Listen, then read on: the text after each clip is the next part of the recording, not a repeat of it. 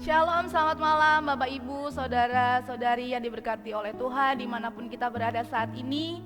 Mari kita mau menikmati santapan rohani pada malam hari ini. Terlebih dahulu kita akan berdoa. Terima kasih Bapak di dalam kerajaan sorga, kami mengucap syukur buat malam yang indah yang Tuhan berikan dalam kehidupan kami. Kami mau menikmati firman melalui santapan rohani Komisi Gabungan Pria dan Wanita. Biarlah Tuhan berbicara atas kehidupan kami melalui hamba-Mu, sehingga firman-Mu tertanam dalam kehidupan kami dan kami akan menerapkan dalam kehidupan kami sehari-hari. Terima kasih Tuhan, acara santapan rohani ini kami serahkan ke dalam tangan kuasa Tuhan, mulai dari awal, pertengahan, hingga akhirnya nanti. Di dalam nama Tuhan Yesus Kristus kami sudah berdoa dan mengucap syukur. Haleluya, amin. Puji nama Tuhan. Firman Tuhan pada malam hari ini berjudul Siapa yang menyertai kita. Sekali lagi, siapa yang menyertai kita. Kita buka di dalam Keluaran 13 ayat 17 sampai 22. Keluaran 13 ayat 17 sampai 22. Tetapi kita tidak membacakan secara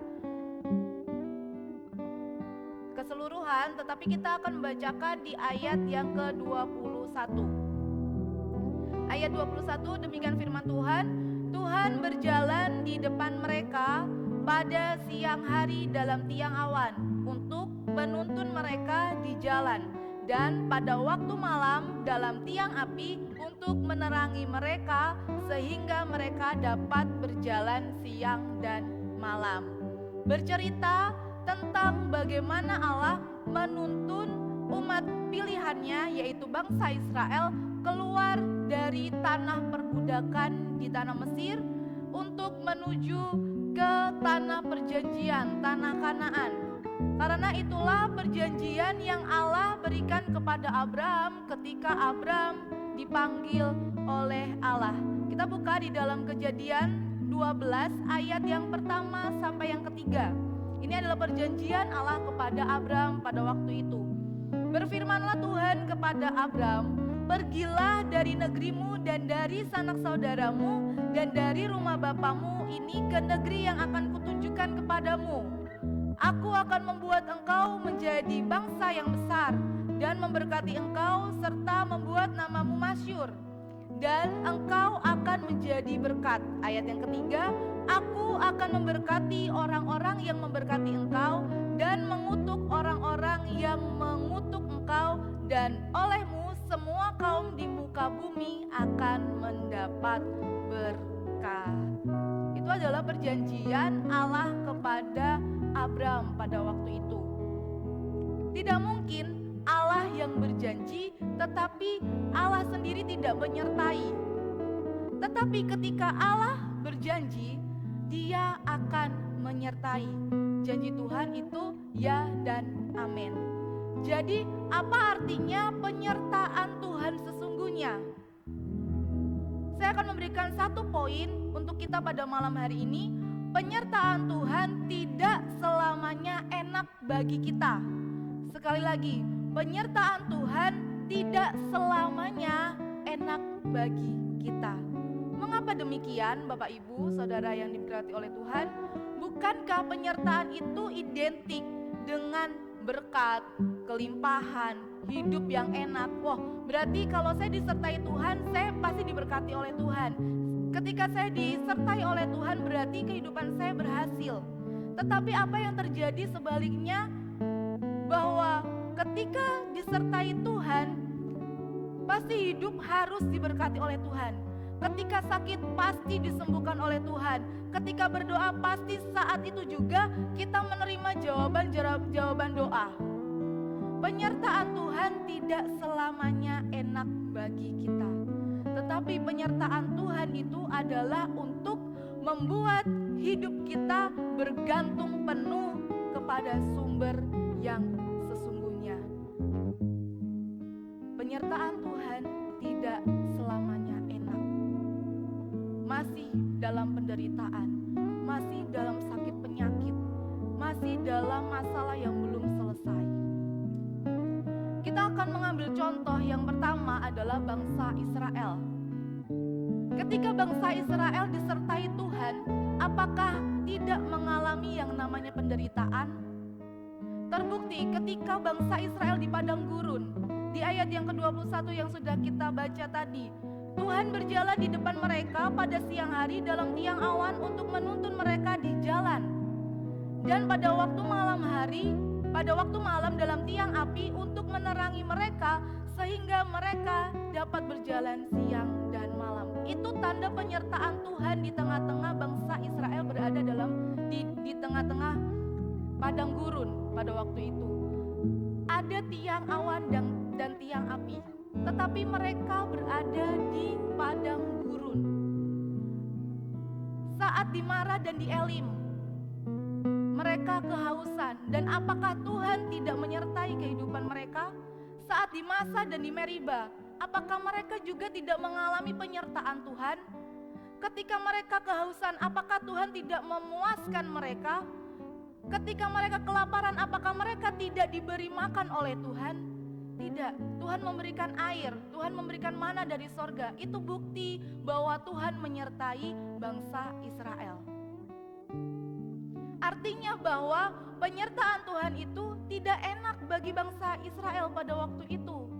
Mereka masih merasa kehausan, mereka masih merasa lapar, mereka masih berada di padang gurun, dan mereka mengalami perjalanan yang sangat-sangat panjang untuk menuju tanah Kanaan, tanah perjanjian yang Tuhan sudah janjikan kepada Bapak Abraham.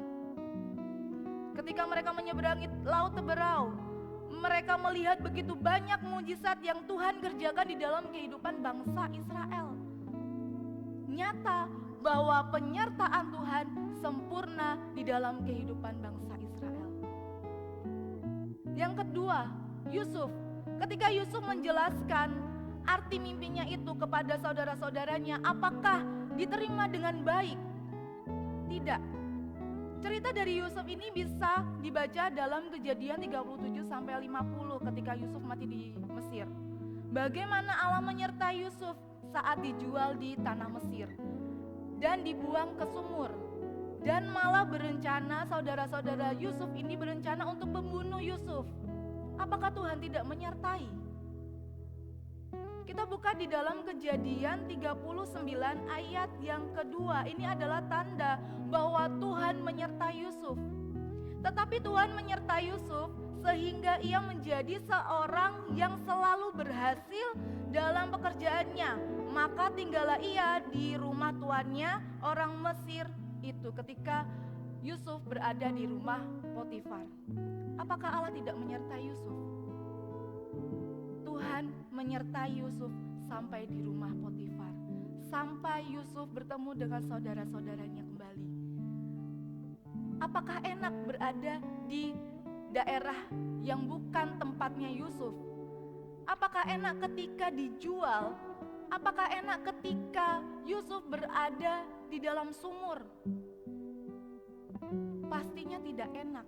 Tetapi apakah Tuhan tidak menyertai Yusuf?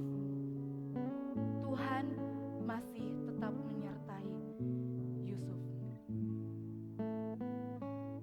Manusia bisa saja meninggalkan, bahkan melupakan kita, tetapi Bapa di sorga tetap menyertai kita. Dia yang tidak pernah lelah untuk mengasihi kita, meskipun seringkali kita dalam keterbatasan kita, dalam kelemahan kita sebagai manusia, seringkali kita meninggalkan Tuhan ketika jawaban-jawaban doa itu tidak terjadi di dalam kehidupan kita. Kehidupan kita tidak sesuai yang kita inginkan. Siapa sangka Bapak Ibu, saudara-saudari yang diberkati oleh Tuhan, siapa sangka di tahun 2020 ini kita mengalami pandemi yang sangat hebat. Mulai dari bulan Maret sampai bulan September ini. Kita tidak tahu kapan ini berakhir, tetapi mengharuskan kita untuk tidak enak ketika kita belajar di rumah, bekerja di rumah, beraktivitas di rumah. Kehidupan kita seolah-olah dibatasi. Apakah itu enak? Tidak. Apakah Tuhan tidak menyertai? Apakah enak kita tidak bisa bertemu dengan keluarga, sanak saudara kita dengan bebas? Apakah enak juga ketika kita tidak bisa keluar dengan bebas? Kita bisa berbelanja dengan bebas, kita bisa kemana-kemana dengan bebas. Apakah enak ketika gaji kita dipotong lewat pandemi COVID-19 ini? Tidak enak tentunya, tetapi Tuhan tetap menyertai kita. Terbukti kita ada sebagaimana kita saat hari ini, itu bukti pemeliharaan yang daripada Tuhan. Jadi poin pada malam hari ini, penyertaan Tuhan tidak selamanya enak bagi kita. Seberapa banyak di antara kita yang masih beraktivitas di luar rumah, terus ketika kita pulang dan merenung, begitu penyertaan Tuhan sempurna atas kehidupan kita, kita masih diberi kesempatan untuk kita sehat di tengah bahaya COVID-19 ini. Kita renungkan begitu banyak penyertaan Tuhan terjadi di dalam kehidupan kita di tengah ketidakenakan yang kita rasakan hari-hari ini. Bapak, Ibu, saudara-saudari yang diberkati oleh Tuhan, pada kesempatan malam hari ini, melalui santapan rohani Komisi Gabungan Pria dan Wanita GBDI Beth Eden, saya mau bilang bahwa ketika Tuhan sertai, meskipun banyak hal yang tidak enak yang kita rasakan, seperti bangsa Israel, seperti Yusuf, dan masih banyak lagi tokoh-tokoh Alkitab yang dijelaskan di dalam Alkitab, Tuhan tetap menyertai. Karena apa? Karena kita adalah anak-anak Tuhan, karena kita adalah umat pilihan Tuhan. Jadi siapa yang menyertai kita? Yaitu Allah Immanuel.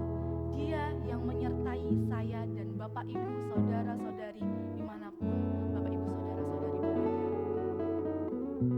Kita mau tetap ingat dan taruh di dalam hati dan pikiran kita bahwa penyertaan Tuhan itu sempurna di dalam kehidupan kita. Meskipun kita melewati banyak hal, kita melewati kekelaman, kita melewati padang gurun, kita melewati kehausan, kita melewati kelaparan, kita seperti dibuang, kita seperti dijual, tetapi Allah tetap menyertai. Ini penghiburan kita pada malam hari ini.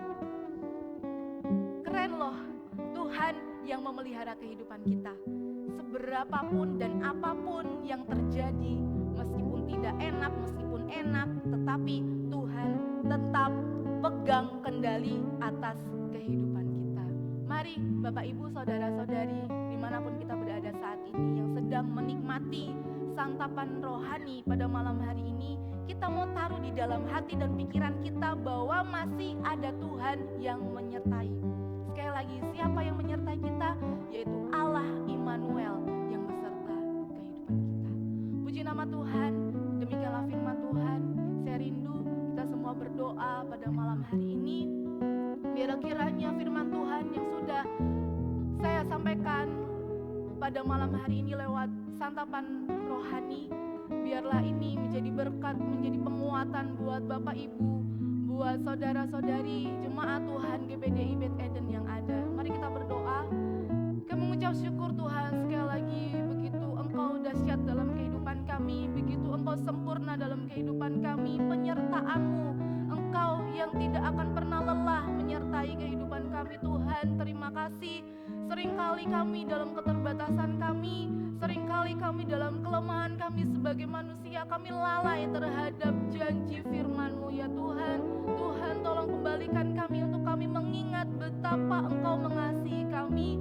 Tuhan, tolong kami untuk kami melakukan setiap firman-Mu dalam kehidupan kami, bukan hanya sebagai pendengar, bukan sebagai saja jemaat-jemaat yang menyaksikan saja Tuhan, tetapi saya yakin dan percaya Tuhan, Engkau bekerja lebih di dalam kehidupan kami. Terima kasih Tuhan, kami mau bertumbuh menjadi jemaat yang menyenangkan Engkau, menjadi jemaat yang kuat di dalam Engkau di tengah-tengah pandemi COVID-19 ini ya Tuhan.